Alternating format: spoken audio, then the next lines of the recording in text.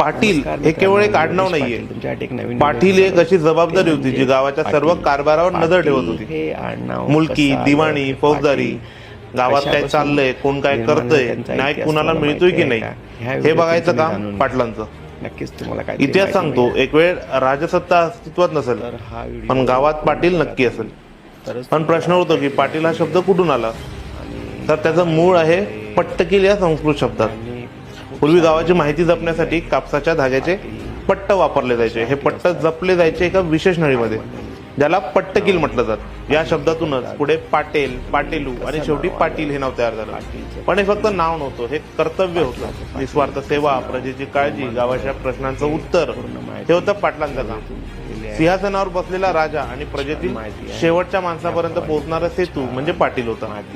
आणि म्हणूनच एक काळी पाटील हे पद मिळवणं म्हणजे गौरव नव्हे तर जबाबदारी अंगावर घेणं होतं. आज आपण चित्रपटांमध्ये जे बघतो, वाड्यावर या, पाटलांचा थाटमाट आणि नाचगाणी, त्यात काहीसा खोटा झगमगाट आहे. कारण खरा पाटील म्हणजे नेतृत्व, समर्पण आणि कामाचा रगेल अनुभव असलेला एक हक्काचा माणूस. आज पाटील हे आडनाव आहे, पण त्यामागे दडलाय शतकानुशतकांचा इतिहास आणि लोकांच्या मनात घर केलेला विश्वास.